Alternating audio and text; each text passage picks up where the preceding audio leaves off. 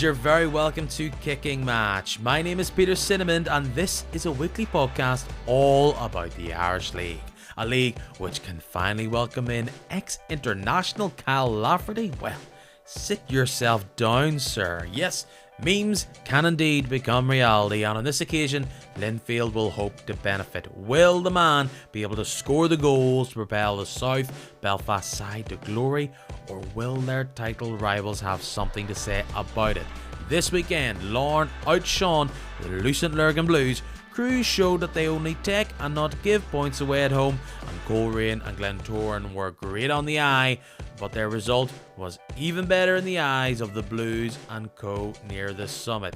Can the Reds bounce back, and is Carrick the only team actually trying to finish in 7th place this season? Let's chat about all those things and more right now.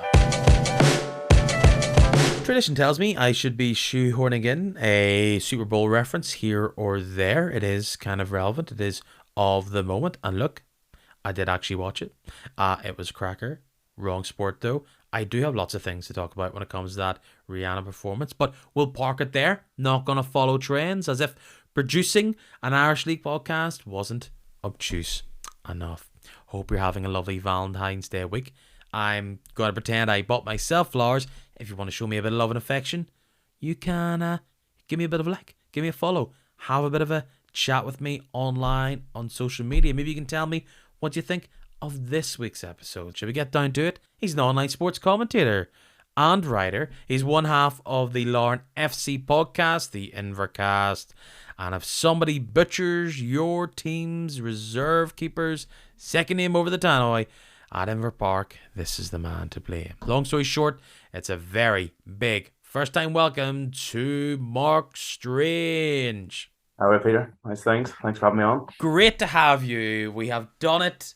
We have found somebody from part of the Larne crew. You know, I've been going through some of the old usual characters, you know, and it's been a great chance. I've always wanted over the past few weeks thinking, what teams have I not been able to get in depth, scratch beneath the surface and what's there?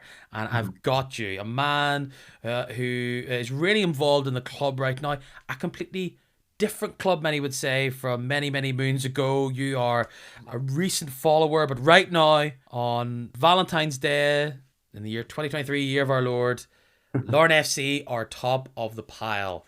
How are you feeling? Nervous, excited, dizzy? All of the above, I think, probably is the best answer. I know you have to be excited, you know, that everyone, I know it's been said over and over again this season with the Irish League, but like, I don't think there's another league in Europe, certainly a top division anywhere in Europe, that is as tight as the Irish League. At the minute, whether you're first or whether you're fifth, you're still in the thick of things, really. Everyone talks about the Bundesliga, you know, it is so tight this year, but the Irish League it's incredible. You know, there's 5-6 teams, any of them right now. If any of them come out on top at the end of the season, you wouldn't be overly surprised. But yeah, to be sitting top, I mean, it's where you want to be, isn't it? Whether it's, you know, August or February, that's where you want to be. I feel like I have very short memory that I'm even posing this question, but in all realities, yes, you wanted to be a contender at the start of the season. You're one of the few full-time teams. We all know about Kenny and his investment in the club, but was winning the title, how much of that was a priority, or was it very much a hopeful wish? A bit more progress is what we're after. Probably, I would say somewhere in between, maybe. Probably more lean towards the hopeful wish side. If I'm being honest, like we said, we kind of everyone knew at the start of the season, the Glens and Linfield would obviously be up there, and Cliftonville did so well. So it was more, you know, I think as long as we're taking a step forward from last season, obviously the past 2 years getting into Europe via the playoff, I think a lot of chat at the start of the season was if we could get into Europe automatically, you know, without having to go through the playoff, that would be seen as a great step forward. But you look at the side we have, some of the top talents in the Irish League there, so yeah, to be up there at the top of it, I think is like a realistic thing at this time. But to say whether that was a target at this time, I don't think I would quite go that far. What are you seeing somewhat behind the scenes within that club? Yes, you're doing a lot of the front-facing media stuff. You're saying these players' names when they score the goals sometimes at the matches. But what have you seen as the real progress? Do you think from Kenny and the team there? Tiernan Lynch? Has it been a steady progression, or have you seen over the past maybe 18 months somewhat of a stars in their eyes, a push to go, let's win now? Have you seen a change even in your short time at the club? Absolutely. I think a lot of it comes down, you said behind the scene, that it's kind of the club culture. And really, obviously, being full time helps. The boys are around each other, every day and everything. But, you can really see with this group of guys as well as having that, cohesion on the pitch. They're all mates off the pitch, things like that there. So it's a whole, not just a whole club effort with Larne, it's a whole town effort. I'm originally from Antrim myself, so I don't, there's no obviously no Irish League clubs in Antrim, but whenever I moved to Larne first, I obviously I knew of Larne before coming here, but it blew me away even, how every single person in the town gets behind the club. Whether you're a regular match goer or not. Flags in shop windows, car air fresheners hanging, things like that. So there's definitely a lot of clubs within Irish League don't quite have. Lorne is a clear example of setting the investment to the side, how innovation is absolutely key here when it comes to football and clubs here in Northern Ireland. And it also shows you that just because it was a certain way doesn't mean that it's the way it's always going to go. Because if any club is to grow, it doesn't matter if you're Linfield or Dundela, whatever team you want to pick, even in the top league, right? Even the ones who have big history, what would be considered really healthy fan bases, big teams outside of Belfast in particular, you're not going to have the same 800 people or so turn up to your games in the year 2006 and the year 2056. You all know what I'm saying here. Every team has to grow, and Larne has grown. And you've drawn people in, yes, from the fantastic product you have on the pitch, but we all look at the schemes, the initiatives, bringing young people into the club. Derry City, talking to people that are up there and connected. Yes, it's a different league, but they've talked to me when I've asked what is really behind this apparent growth for them, and they've really highlighted the connection with the community and particularly going for young people. And yes, you're not sitting here, Mark, saying I remember when they were playing PSNI on a wet windy Tuesday in 2002 and there was no floodlights and we only had 8 players, whatever, right? And I think we all, because I feel as though the Irish League is about that, and I always try with this podcast not to be about that. Everything's new, and everything is about bringing new fans in. Just because you didn't support a team when you're 15 doesn't mean you're not going to follow them now.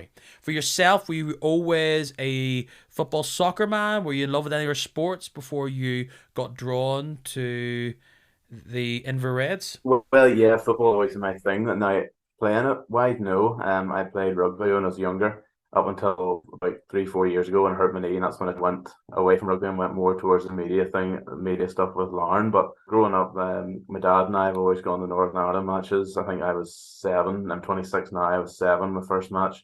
He's burdened me with supporting Oldham Athletic. Would you believe that's my English team? So that's a real punishment on that. That's a dodgy inheritance right there, It I really think. is. It really is.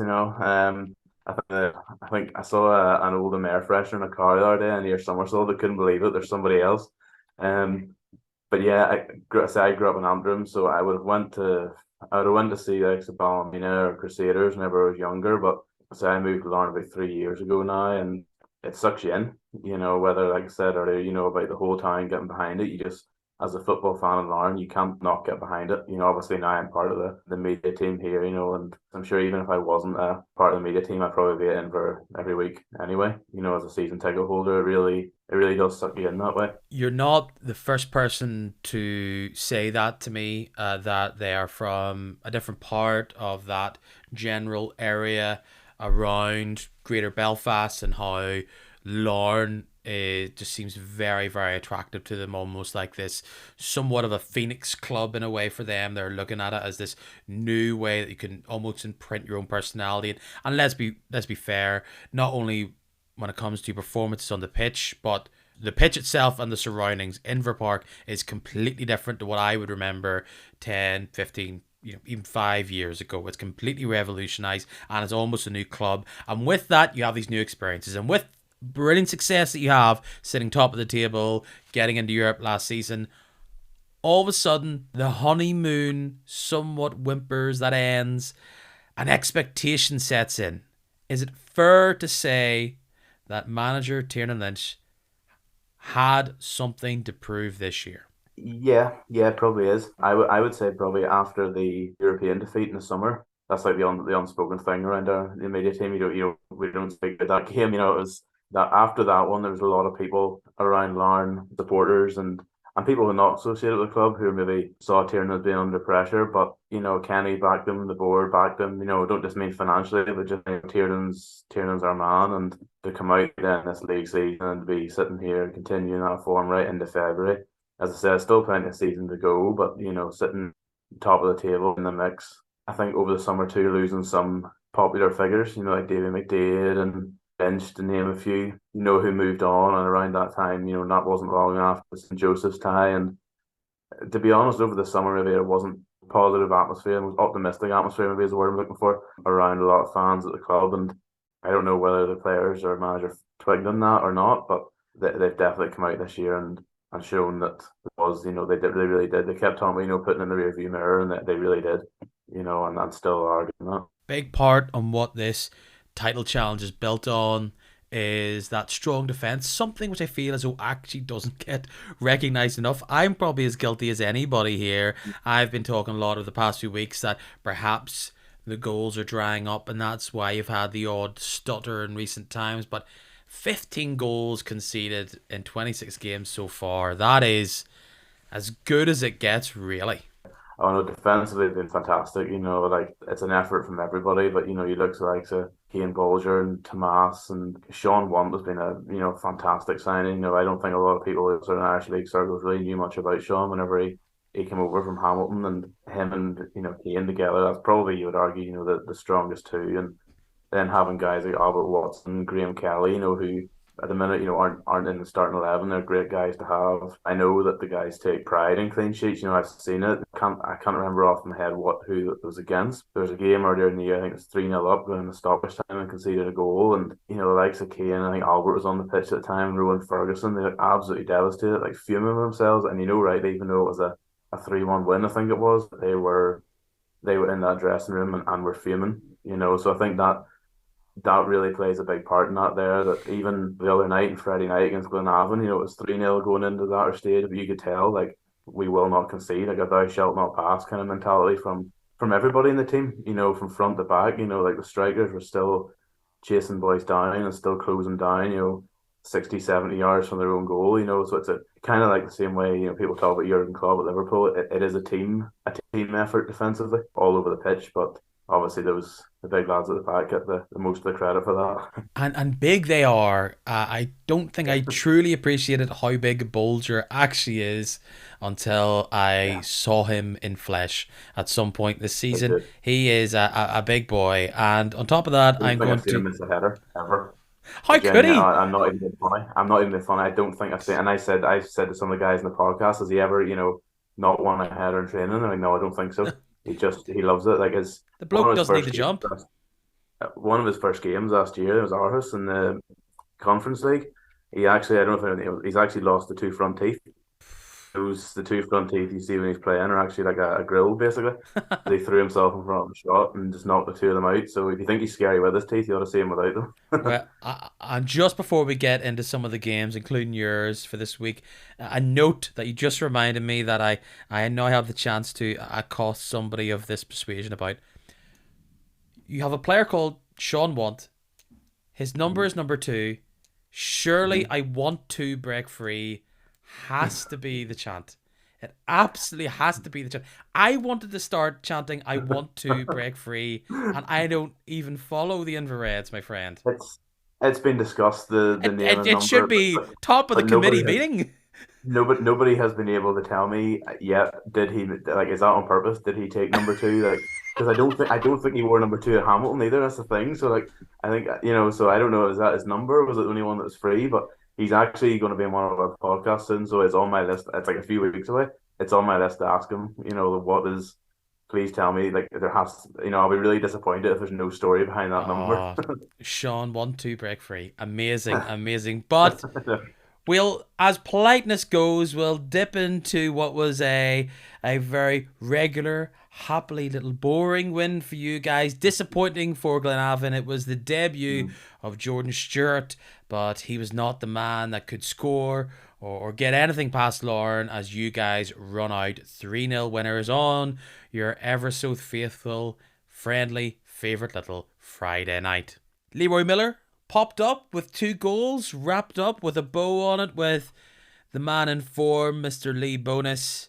You would like to think a few more wins like this and you'll be feeling a lot more better as you go into the split in about 6, 7 games or so. Yeah, yeah, absolutely. It was whenever I got the Glenavon team sheet on Friday night, I thought, this is a side that could cause us problems, but they didn't really. I don't. Obviously, a lot of that has to go to Larne themselves, but no, Leroy's fantastic. Watching him, the runs he makes are just incredible. He's an athlete. He really is. And like the runs he makes from deep, all of a sudden you don't see him coming. Even when you're watching the game, you don't see him coming. All of a sudden he's 6 yards out from goal, one on with the keeper. Like, where on earth did you come from? It's you kind of you almost know teams must know it's coming now, but they can't seem to stop it. Mark, it absolutely infuriates me. I was at an away game against your fine cells, and I was just sat there pointing with a few people, and I'm like, look at him, look at this space, look the fullback, in it goes, and he tried it a few times. I'm like, he's doing it again. Yeah, He's trying to break from deep because you've yeah. seen you do it against Crusaders. Is the one that I really remember, and the amount of times he breaks from deep, fullback gets it, goes into the space in between the two defenders, in between the D and the end of the box, and he gets it and he smashes. He is a battering ram. Yeah. And, if it wasn't for the goal scoring exploits of a one Mr. Laurie, I think he is number one best midfielder this season in the league. He has been a Yeah, dynamo. no, absolutely. The runs he makes on it between full back and centre half, it's a really, that's the area of the corridor of uncertainty. If you want to throw out a cliche out there, for teams, I love a good cliche. So I'll throw one in there. But yeah, he's just a great player.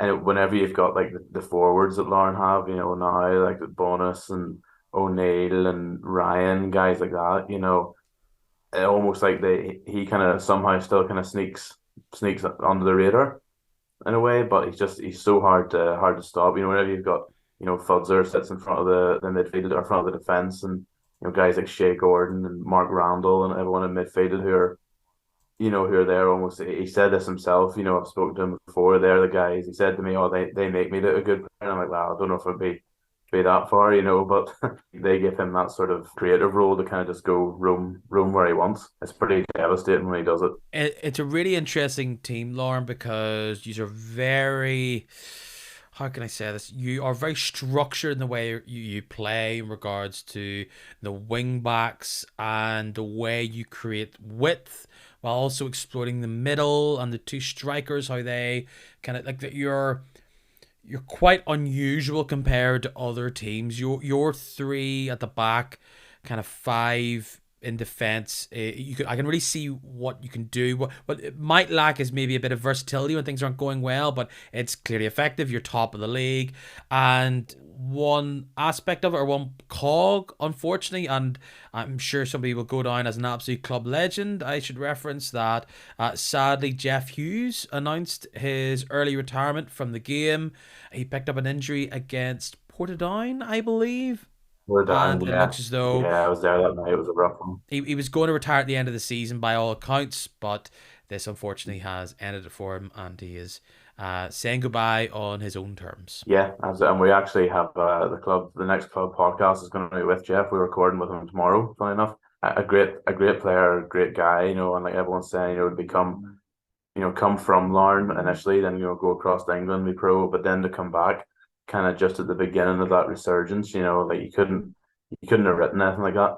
For him to sort of lead, he really led the club in that, I suppose, what you call like the first stage of, getting promoted from the championship and establishing, and a great player too. Chances were he probably was going to retire at the end of the season anyway, but still, like, a professional who'll do a job. I've seen him play centre half. I've seen him play fullback in midfield. Holding midfield, attacking midfield. He does a job. He could do a job wherever. So no, it's a shame that almost the injury forced him into it earlier. He will be remembered from at least my perspective when it comes to his connection with the Irish League as one of the real key staples of Mark II of the brand new Larne experience, the likes of Donnelly and McDaid.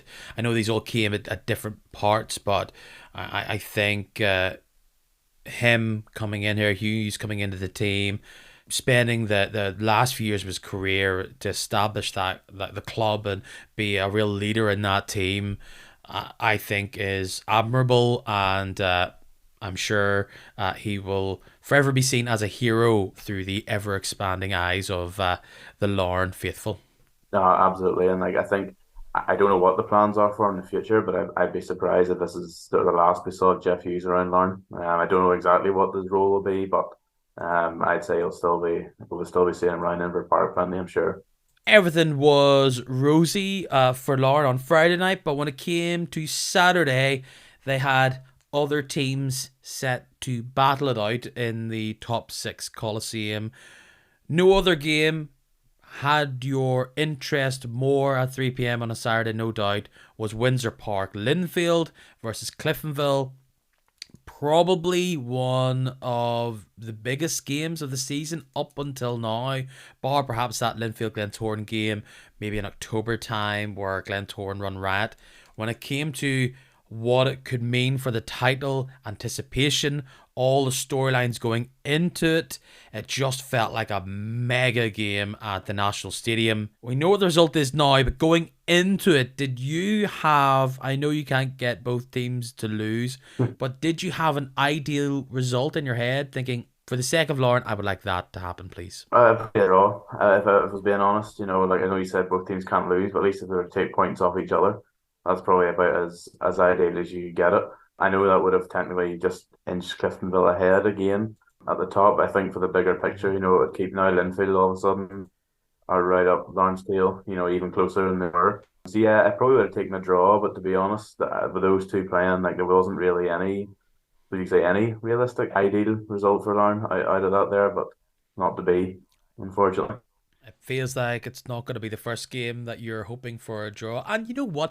Usually, when these big teams face off against each other, it's stalemate. It's guns at dawn. We'll take a draw and that'll do us. But realistically, and I didn't really get to reflect on this enough last week.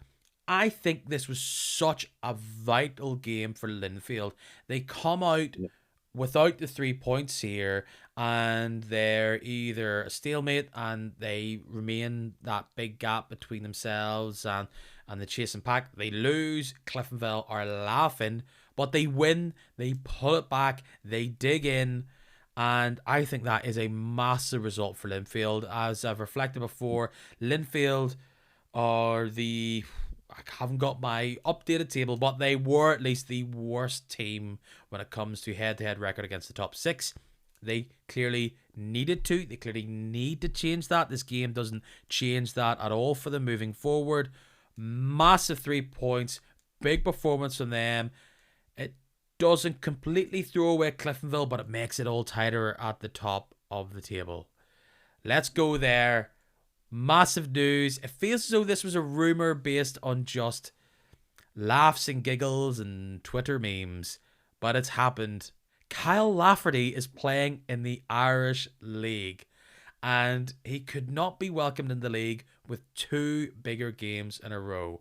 He started on Saturday. He had a few little moments, but I know this is in the same calendar year where Niall McGinn is currently playing over in East Belfast, but as someone that followed Northern Ireland, there is something about this that feels a bit bonkers, isn't it? I know he's 35, but this still feels a bit, what is I this? mean, he's obviously seen what he's done for Northern Ireland and everything like that. But I remember as soon as he left Kilmarnock, I heard the rumours, oh, he'll come back to Linfield. And it's almost like, yeah, okay, whatever, yeah. And then out of the blue, all of a sudden, like, there he is standing holding a blue scarf. And I was like, really? Actually, it actually happened. But yeah, he's obviously you've kind of seen what we know what he can do for Northern Ireland. We know that he'll be a real nuisance of a striker, as he always is. And you could see that, watching the highlights from Saturday. I think he had a header that didn't really trouble the keeper in the end, but that kind of Kyle Lafferty movement, he seems to lose defenders really well. So I've said before, I've been to the Northern Ireland games for years. I've seen him do it so many times. That kind of almost takes like a back step away from the defender as the ball comes in, makes himself space. So yeah, he'll be a real handful. I think. Yeah, I think he already was on Saturday, but I think going forward he could be a real handful. There has to be some sort of, is there such thing as pitch muscle memory? Like the amount of massive goals he Yeah, scored at Windsor Park, is it almost like a simulator where it's like, well, here I am again. This is one of the grounds where I scored a significant amount of my goals. I think it's fair to he, reflect that he has been bouncing around. I think many Northern Ireland fans will know this. I don't think I could name you all the random teams and leagues that he ended up playing for over the past 5, 8 years. He's now here in the Irish League, short term, signed till the end of the season, bit of a prove it deal. He comes with a lot of external baggage, it's fair to say, but I'm fascinated to see what he can do on the pitch because he's coming into the league after playing, a significant amount of games recently this season at a real top level of Scottish football. So he comes in, what can we do? We've seen Niall McGinn come in, and after can you call it a shaky start after one game where he doesn't yeah, score loads of goals, but he has come in and he's really shown his skill, his composure, and his ability. No one expected Kyle Lafferty to bang in 5 goals in his first game, but he does have a bit of pressure, I think, from Linfield fans. Goals is clearly something they've been lacking. I think I heard a stat there that if you counted the last, whatever it is, 4, 5, 6 seasons, it's not like he's been pulling up daisies at these leagues. But you said it. He has the stature. He has the experience. He had the ability, at least in a lot of other leagues. Can he bring it here? And if he is sitting there parading the Gibson Cup, don't speak it into existence.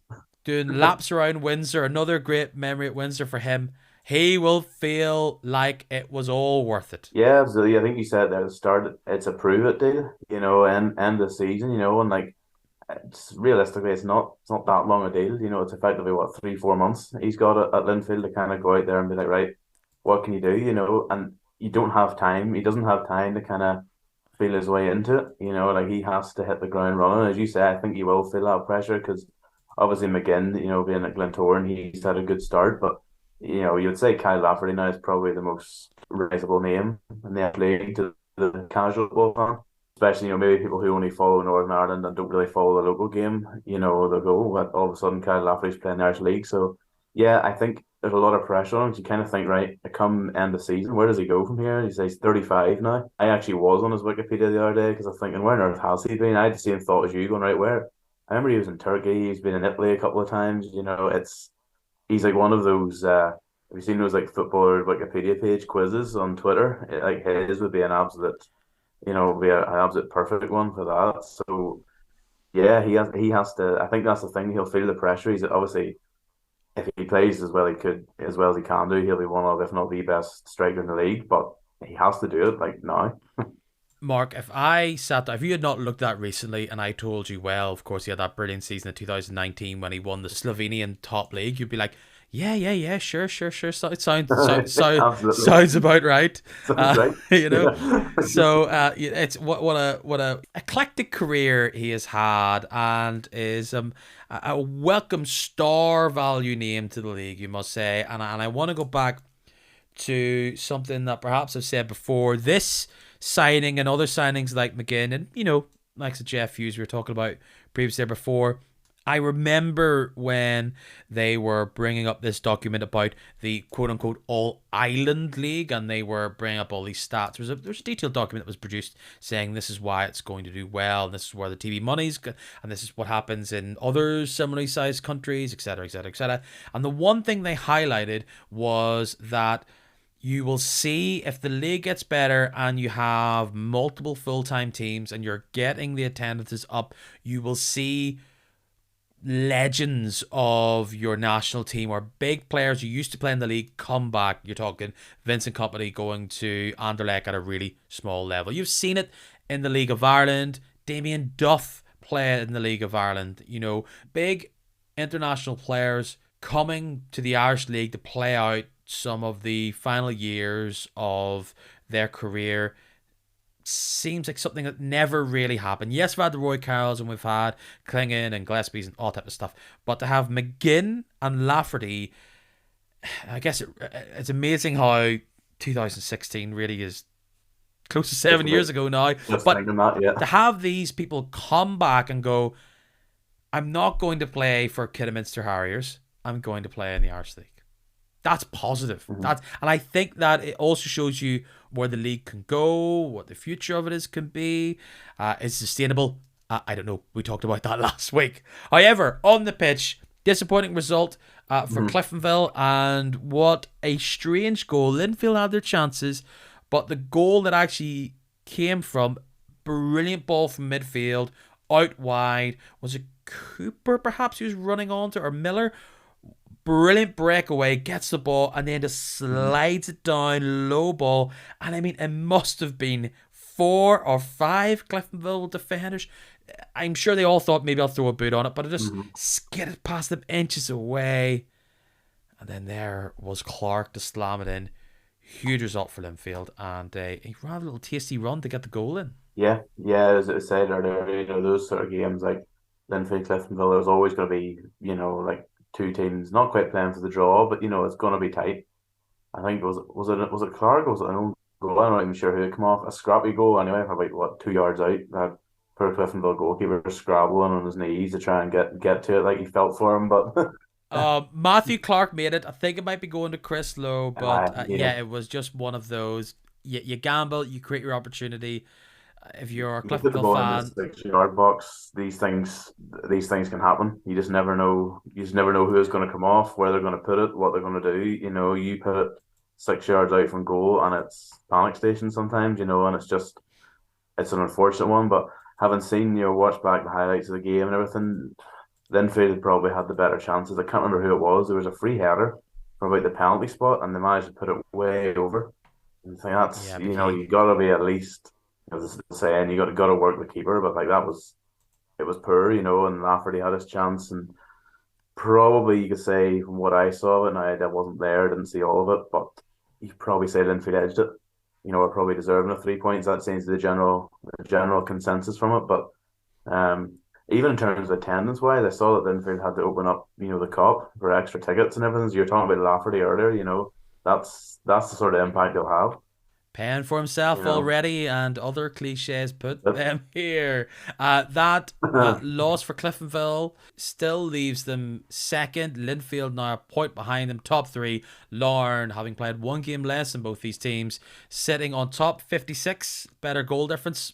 Brilliant goal difference compared to Cliftonville. On 56, Cliftonville also have 56, and Linfield are there on 55 points, with of course Larne having a game in hand. We'll skip Crusaders for now and go to Coleraine and Glentoran. Tasty little one, this too. All comes from that game in whatever it was, October, November. We'll not go into the details of what actually went down, but Conor McMenamin scored a great goal. It was unbelievable. He made his proper big return. What a highlight reel goal there. He must have thought he won it, but there was Matthew Shevlin making up for that absolutely horrendous penalty miss. I know he missed against Cliftonville in the cup. Was it a week prior? But just not that ball still traveling. It was so high. It was like a rugby conversion. Everything you don't want to do a penalty, he did it. No, he went from the school of me when it comes to taking penalties and five-a-side. But look at Shevlin and that goal. This is what I'm talking about. This why, for me, he is the most exciting, the most dangerous attacker in the league. Nobody else latches onto that ball. No other striker, forward, midfielder is able to wiggle themselves around, stick to that defender, get into the space to just swing and hook and get his foot onto that ball to get that goal. This man makes miles out of inches. He fights, he battles, and he's always on the last man usually, but this is where he feasts and he gets goals. It's another draw between two top six teams. Both will feel somewhat disappointed not to get the points. Both of them really needed those 3 points. But if you're Coleraine, McMenamin with the rocket of a goal to pull that back, that has to feel like a win on that afternoon. Yeah, absolutely. You're talking about Shelvin. Like he somehow still everything you said about him bang on. Like, but he somehow still you never really know what he's going to do, where he's going to pop up. He has a bit of everything. He's kind of got the old school striker, but also the modern striker about him. He's got a bit of everything. He can do he's going to be dangerous. Obviously, his penalty we did a bit of work, but anytime you've got him, even touch on the attendance, I think it was 3,500. Like the place was absolutely full. Like obviously an alarm of the Friday nights, but a 3 o'clock kickoff on a Saturday afternoon, packed out a wind, all the Glentoran flags. I'm a sucker for a flag, so and then the Korean then so full. Like I said, but at the start, like top six, if any of them come out on top at the end of the season, you'd probably shrug your shoulder and go, yeah, fair enough. While it looks as though the title charge, it seems beyond them both. Just even if they have a big late run, it's going to be very difficult to try and get other teams to lose points for them to get enough. These two look mega dangerous going into these potential European games. Well, they're pretty much guaranteed to have the European playoff games, but again, all these teams are looking dangerous. A team that I was in love with for a while, Crusaders, do what they do. They win at home against a bottom six side. They look sharp. They're able to mix it around. Jordan Forsyth the penalty, Adam Leckie and Heatley getting on the score sheet. A quick double between those two that I just mentioned, and I just don't know where Crusaders will shake out. They've probably stepped on too many banana skins to really charge now for the title, to get their teeth in and start mixing things up. But they could really wreck the aspirations of a few others. They just are formidable at home. Yeah, no, they really are. They're such a, as you say, Crusaders. Like they kind of just have slipped in there. Without anyone noticing. They're so strong, and like whenever they have like themselves set to a task, they're still that big physical side, but they can play too. So as you say, probably maybe have you say slipped up enough times that they can make a full on run, but nobody's going to play Crusaders going down the stretch. No, no one will want to play Crusaders at all, particularly away from home. And look, I say that they're out of it. They're 4 points off you guys, but it feels like every time they're like close and could do it, they slip behind. I would say up with Corey, and they're probably the best coach side in the league, and that's probably why Yeah, they have these moments where they can really rise to the occasion, but sometimes they lack the energy, they lack the fortitude to really grind out results. They don't have the same squad depth that others have, but 1 to 11 they are super super dangerous and looking strong. They will still be dreaming, and they have enough dangerous players from Forsyth. We all know what Laurie can do. Haitley is still that magician that they have out wide. You don't know who can bundle in up top for them, so it will all be really key moving forward. A result, though, as we just quickly stay on Saturday, that will feel disappointing for a team that needs points for a different reason. Ballymena and Portadown stalemate at 0-0. I saw Alberto Balde absolutely balloon the ball over the bar when he had his chance in the box. Portadown look like they're getting a bit more form. They're getting better in the build-up play. Ballymena didn't really seem to have much chances in that game. But with them being only 12 games between now and the end of the season, yes, when it comes to Portadown, they'll have plenty of opposition to take points off people round them. They are running out of games, and it's difficult to say at this part of the season that a game against Ballymena away should be a must win, but they need to be getting points from somewhere. And a 0-0 might have felt better earlier on in the season. Right now, with the chances it seems as though they had a ball cleared off the line. Ballymena didn't really seem up to it. it could be these fine margins which sees them relegated automatically, unfortunately. Yeah, as you said, Portland came to Inver there a couple of weeks ago, and like they honestly they weren't a bad side. I would say Larne weren't at their best that night. Still got the 2-0 win, but they, I honestly think had Niall Curry been there from the start of the season, you might not have seen them in the position they're in. I almost think that he's nearly started with too much of a bad start behind him to get going again. But no, they're another team that they have some useful players on that side now. As that almost like for a while, I almost think, right, are you, whenever the Curry was appointed, you kind of think, right, are you preparing for championship next season to try and bounce back? Like, are you almost resigned to your fate? But no, they honestly that night at Inver Park, they don't look like a side that's completely just down and out. They definitely they put themselves about. There's some useful players in there. He's made some good signings in January. Some of his ex Dundela boys joining him. There's experience in that team. One thing I would give them, and you kind of touched on it there, is they're a little bit blunt up front. But games against Ballymena, they definitely, you say that they'll probably be disappointed not to take 3 points. Yeah, like Signori and Dungannon ahead of them aren't really pulling away from them. So I wouldn't rule them out just yet. Tough to see where Ballymena's season goes from here. The board have talked about last week. They are cutting their cloth. How that impacts the squad for the rest of the season. Morale. They're stuck in this limbo of not going to be in the top 6.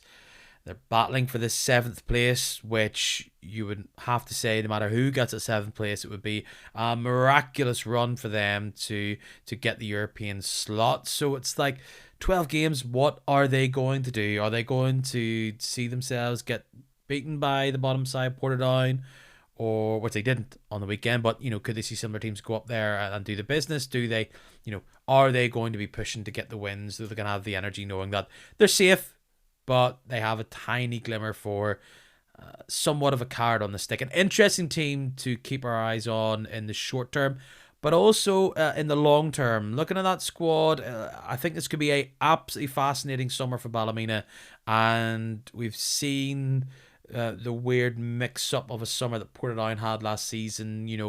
Will Ballymena learn from that, and how will they bring people in? How will they rebuild a team, I think, that needs a bit of rebuilding? How will they rebuild this summer when pennies could be tight? Finally, a team at the bottom who would have been aiming to get a result there, but they didn't. Newry City, they are on the wrong end of a 2-0 scoreline at home against Carrick Rangers. Big props to ex-man of the parish, Ben Tilney. Love seeing him play. He was the man that really created the ball. He was the man that delivered the cross, did the run, a dink, slammed it with his left foot. 2-0 win for Carrick Rangers. Disappointing for Newry, but Carrick keep up their own little top 7 credentials there with a win. I think Carrick are the ones to watch out for. They obviously took points off at Inver on Boxing Day. They've beaten Linfield this season. They're a useful side. Like so Andy who's still so well thought of at Inver. You talked Ben Tilney, McGutt. There's got to be a useful side there, and popping up in that 7th spot at the end of the season. I don't think you could begrudge them that at all. We've done games. We've done a bit of stuff about Larne. Let's head up some of the news that we didn't get to chat to. First things first, we were talking about Jeff Hughes retiring, but as announced on social media on Sunday night, was it? Very strange, very sudden. Not really quite sure what the background is to it. Not that it really matters to us or is relevant to us as fans of the league, but Glentoran defender Patrick McLean has announced his retirement from football.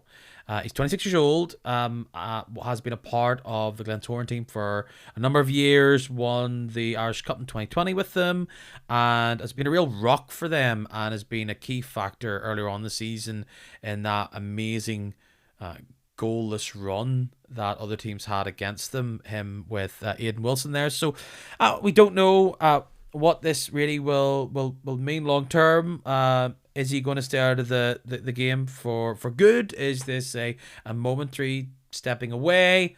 Yes, surprising, but was no doubt an excellent player in the league. Yeah, only 26. Like that's, I mean, it's the same age as me, and I would count myself being in my prime, But he's the type of guy that he was in your team, you absolutely love him, but when you're against him, you just come up against him, and just a real, old school defender. He always using that word, but real hard defender. And yeah, I'm sure Glentoran will definitely miss him, and seasons we'll probably never know, but he's maybe just dear as why. But yeah, but a little bit out of the blue.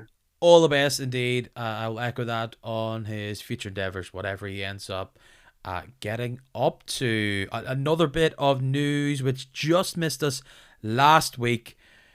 Nifl are making a change. They've announced there last week that they are mixing up the post split fixture sequence. This was something that's been talked about briefly over the past few years, but I must say this topic was discussed significantly online. I'm not saying Twitter is real life, but there really was a lot of discord, maybe 2 3 weeks ago, from some real prominent personalities who discuss the league, massive fans of the league, talking about why is it that first place second in the first round, can we mix it up? I even put forward a few questions, just saying what's the plan here, what's going on, and I didn't get an answer, and now we all have a big answer what they're going to do. They're changing it up, so no longer is first v second. I know that's a fixture we always highlight, is being played first, or match day 34 if we're being pedantic about it. They're now set to face off against each other on the penultimate game. I pretty much love everything about this, and I'm glad that the league either reacted to fan feedback, they listened to what was going on, they were able to change, regardless if fan discussions played a role in this or not, because clearly just because a bunch of people on Twitter and online say it's a good idea doesn't mean Nifl should bend to their whims. But I think there was absolutely a growing want for this change, and I think the thing that stands out to me, nothing that we have here when it comes to football in this country is set in stone. Nothing is decreed in a tablet of stone, and it can all change. Good, bad, or different, depends on your opinion. But if we want change and we respectfully put forward our point of view, I'm glad to see that Nifl are open to it, regardless to however they came to this decision. You say they're willing. It's good to even say they're willing to change things. Give some other things a go. If nothing else, it's spoken to people who aren't we don't follow this league, and you say, "Oh, the post split fixtures," and going, "The what?" And you go, "Oh, yeah."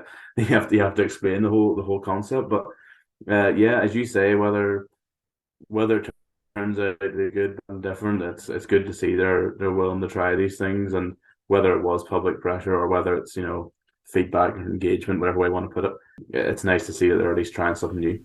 The reason why, if some people are thinking maybe it's pretty clear and obvious why first and second, you'd think, why not put them on last? If you put them on second last, it means that there is a chance that it almost increases the chance that some teams who were favoured 3 4 game weeks beforehand can still be in it on the last day. If you are second and you are 6 points off, you have the chance to turn it around. Meanwhile, if you're 6 points behind going into the final game, well, it doesn't really matter because the title's already won and this game isn't Yeah, as big. So it is actually perfect placement for that. Love it. I would almost, because I was him and Han, because I asked Nifl and I said, would you be open to the idea of like a drawing of fixtures every? I'm sure that doesn't really make sense when it comes to actually placing games, but could you yeah. randomize this? But actually, the way it goes, I think, I know I'm getting caught up in first here, but first be fifth, then third, then fourth, second, and then sixth. I think that's fair enough. I think first v second being the penultimate game is the most important thing. I'm like it. Glad they're changing it up. Happy days all round. If it's extra drama involving Larne, it means win the title. I'm all for it, but I might just have to take a few few extra tablets before that one there, if that's going to be the case. Before we get into the games that are happening over the next 7 days or so, I want to add something in slightly new. Look, if you're undecided, no problem at all. But this was suggested by somebody messaged me, good loyal fan of all things Irish League, good spud, Stu Will. He suggested to me the idea of when we're having people like yourself, be a journalist or a commentator or club media, we have all these big debates. And there's probably little minor ones that we can start talking about. And I really want to nail down over the next couple of months to a year in this podcast what we need to come to the fore so that we can somewhat put these ideas to the test. But as a little bit of a straw poll, I've got very quick questions. For yourself, personally, where do you stand on the big debate of summer football? Oh, now I would be a follower of Ireland as well, and watching games sitting in the summer sunshine, your shorts and t-shirt is pretty nice. I think the thing that we could bring it down, and I wouldn't be so keen on, is I think it wouldn't just be Irish League that have to change. It would have to be a massive overhaul of the whole football system in Northern Ireland. Because so over here, you'd at least have to have, I think, Premiership and Championship to play summer football, and then obviously a lot of the talk about summer league here comes whenever there's games postponed or bad weather at game. Then there's the old sticking point of Boxing Day. So yeah, maybe that sounds like too much fence sitting there. I don't know, but I can absolutely see its benefits. As a supporter, follower of a full-time team in this league, are you as agnostic about the All-Ireland question or I All-Island like the idea. question? I remember the Satanta Cup it seems a long time ago now, but I like the idea of that. Obviously, you've got teams from here in Wales who play in the SPFL, Trust Trophy or whatever different name it has now. But I like the idea of a Satanta Cup, almost like a top four versus top four.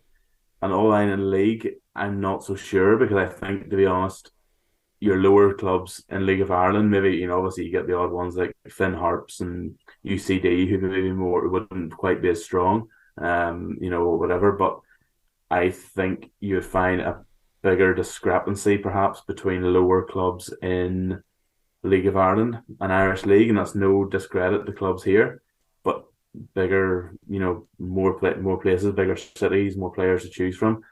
I think you could see some of the smaller clubs in here kind of getting lost in amongst all that. Definitely like an all Ireland Cup. I wouldn't be against, even if it was like a Setanta Cup format. But I wouldn't be so sure on an all Ireland league. Just from point of view of competitiveness, so to speak. Right, I read my stats. I know some of you guys are listening to this on Thursday or something like that, which means some of these games are come and gone, but we will reference them. We're going to bash them in, so we're going to fire through these games really quickly. We're going to talk about them in a big trawl of Tuesday and Saturday together. Guests go first, as always. Larne go away to Stagmore Park on Valentine's night, and they also then host Cliftonville. Woo! That's a big O on Saturday. I don't know if you know how to play on Saturdays at 3 o'clock, but I'm sure you'll get used to it. Is that 4 points minimum, or what needs to happen from those two games? Because Swifts are not doing brilliantly recently, but they can be tricky, particularly against the top six at home. Yeah, I think we put it right. It has to be minimum 4 points there. It's no disrespect to Dungannon at all. But recently, there's been games like Uri where we dropped points. I spoke to some of the players; they were quite frustrated about that. Just about they're creating the chances, but just weren't finishing them. It was good to see more goals against Glenavon last Friday night. So I think a good, and again, I says no disrespect to Dungannon because I know reviews they can be tough to break that, especially at home. But yeah, that's got to be 3 points because I think if it's not, and you go into Cliftonville at home on Saturday and you haven't got that 3 points, and that puts even more pressure in that game. And by next week, all of a sudden things could change drastically. So yeah, I think it's got to be minimum 4 points, starting with three on Tuesday night. Could be a firecracker on Saturday. What do you think you'll play? How do you match up against Cliftonville? Because Cliftonville have like this flying V. You have five at the back, and at times Cliftonville have about five coming at you with a main striker, the heels on either side, McDonough on the other. More, it's like they play along that line and they can rip teams apart. Styles make fights. Is this a good style matchup against Cliftonville at home, or Is it a score the goal, batten down the hatches? Um, I wouldn't like to think so because again, that wouldn't be good for the heart to score a goal and batten down the hatches against Cliftonville. I think you run a big risk doing that against them because they can catch. You say they're so fast going forward. As good as Larne have been at the back, definitely will catch quickly. The only downside, I suppose, to the way they play is that sometimes they can be caught out themselves. They do commit a lot of men forward, and Larne are a good side, to get teams on the counter attack. I think it's a style match, two very different styles. Larne at times it's very methodical, and then it's that killer strike. Whether it's Leroy Miller going through the middle or Lee Bonnet. Yeah, how big would you say Cliftonville's corridor of uncertainty is? Oh, what are we measuring in here? Oh, let's call it hectares, eh? It's How many Leroy Millers will you fit in between McDonough and I don't know Concoats? there's about five. Hopefully more than Usually one. there's about five Leroy Millers in the pitch. I said this to him before. I was like, one second you're there and one you're minute up here. I'm thinking, is he have a twin brother? So yeah, but I think you're fitting about three Leroy Millers in there on a good day. This is where I say there'll be loads of goals and then there isn't, but genuinely could be Yeah. boogaloo and bonkers. Could they be riding into Inver, sitting pretty, sitting right? Feels like a lamb to the, well, Portadown go to solitude. I simply can't be bothered looking up their record, but I doubt Portadown's record of solitude is even somewhat okay over the past 10 years. I wouldn't imagine so. No, I'll go with that. I know we could be proven wrong, but I wouldn't imagine so. Yeah, if Portadown aren't on their game from minute one, that could get messy quite quickly. Is anything but a win for Cliftonville the shock of the season so far? Ooh, yeah, like Portadown have been seemingly stuck to the bottom since almost day one. Yeah, I'd say so. That's a good shout. I'll give you that one. Or can I raise you Newry shocking Coleraine at Coleraine on Tuesday? It would be a shock, but I think Portadown beating Clifton will be a bigger shock. Coleraine, like I said, are a really good team. Like they have so many ways they can beat you. Glacken, Lynch, Shevlin, Coleraine, I think, are prone to little slip ups, and Newry can cause them sometimes. Yeah, I would say if Portadown beat, I would certainly be more shocked if Portadown got a result off Cliftonville than if Newry got one off Coleraine.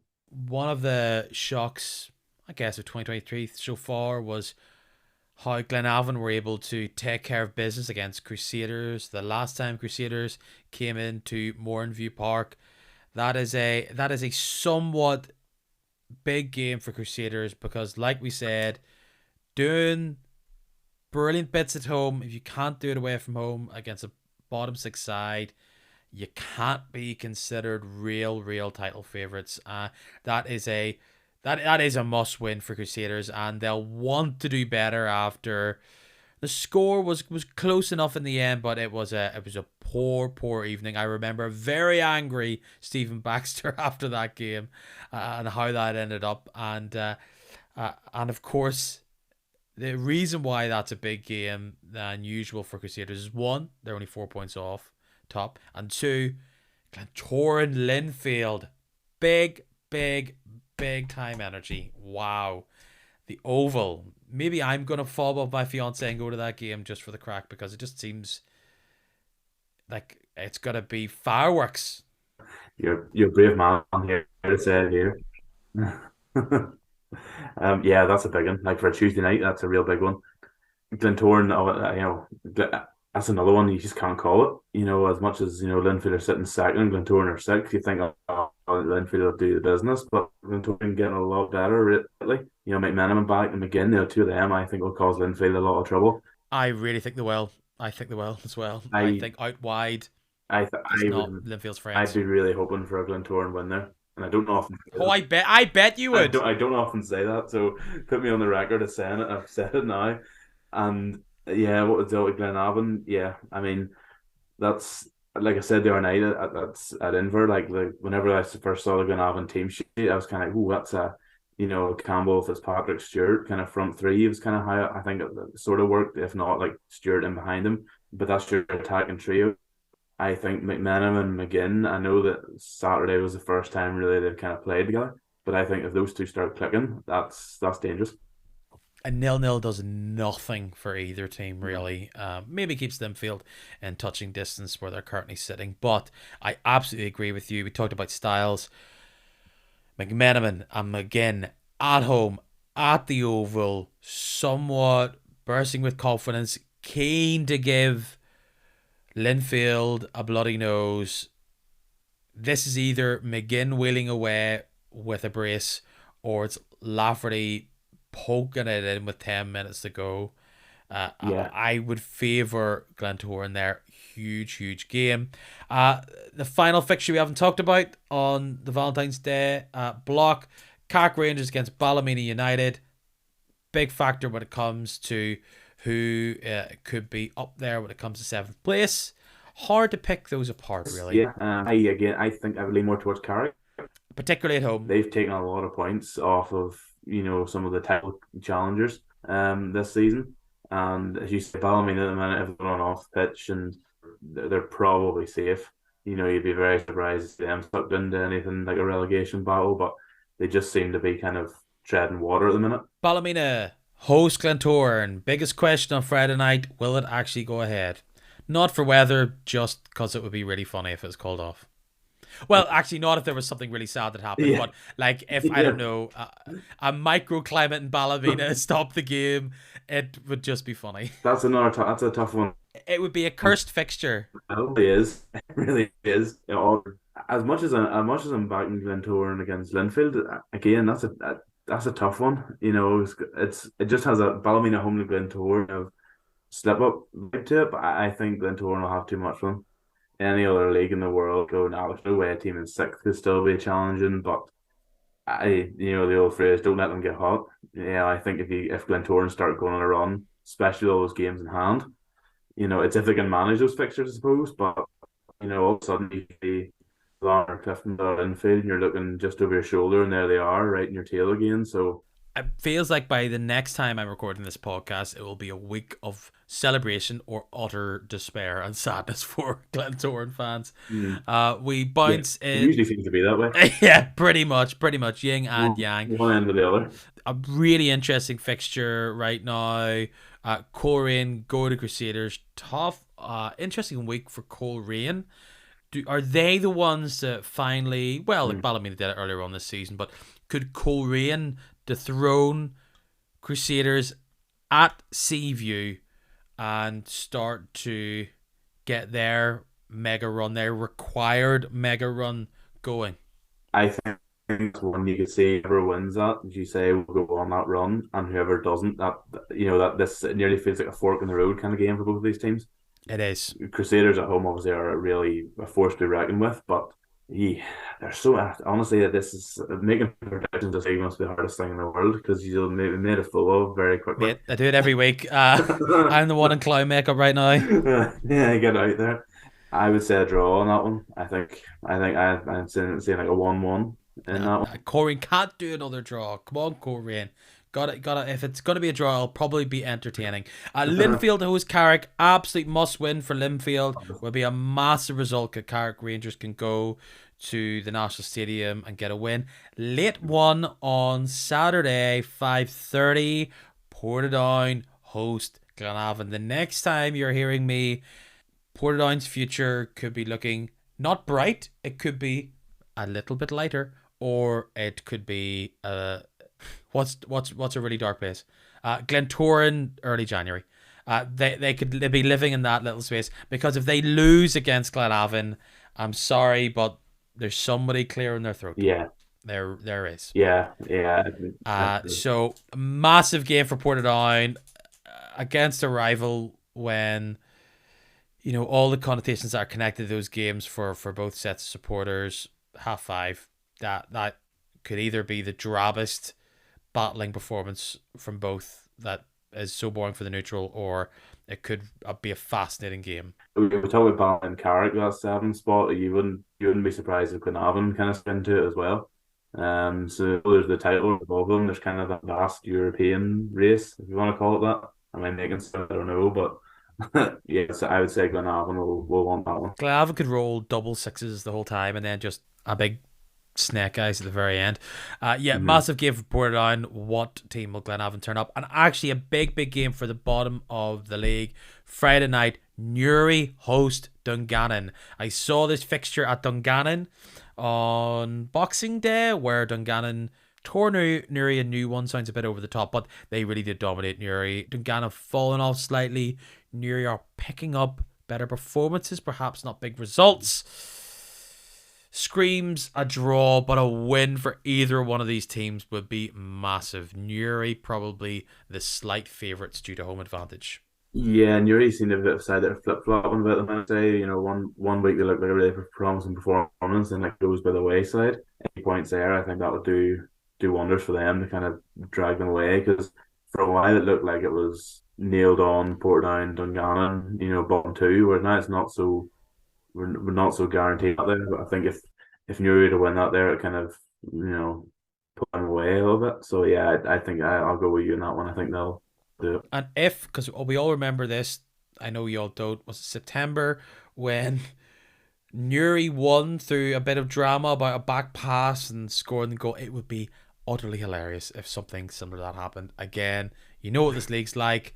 I'm sorry I'm here for the band sometimes, but the storylines are crazy. Mark, what a joy. A debut to remember, sir. Where can people find things if they're still sitting here, they must not think you're a bad lad. I must hear him speak or tweet about football or other various interests he may have. Where can people indulge in such niceties? Niceties, yeah, we'll go with niceties. Well, my Twitter handle is Real Mark Strange. I'm also doing a bit of commentary at the minute for Flash Scores, so keep an ear out for that there. I'm usually tweeting about what I'm doing. Brilliant. Mark, let's do this again sometime soon. If there's a big Gibson Cup floating your way, it'll be sooner rather than later. Sir, a pleasure. Chat to you soon. Thanks, Peter. Appreciate it. I am gonna mix it up this week. Good podcast. Hope you enjoyed it. Nice to get a bit of Larne action in. Going through my little book of teams, trying to see who I've got, who I haven't got, who needs a bit of love and affection. If you want to show, a bit of love and affection for me, you know how to do it at Kick a Match on Instagram, Facebook, and Twitter. But something else, I do other things with my life. One of those things is that I manage and work with a little guitar band, rock band, punk band called the Wood Burning Savages. I love those boys very, very much. And if you're into rock music, if you're into like Biffy or Death from Above or Idols, Yard Act, those kind of cool bands, I think you'll like what these guys are doing. They won the NA Music Prize a couple of years ago for their debut album Stability, and they are back. Brand new single out on Valentine's Day. It's called Hand to Mouth. Search the Wood Burning Savages. Thanks for liking the stuff. Thanks for checking out the Wood Burning Savages new single. See you next week, guys. Thanks.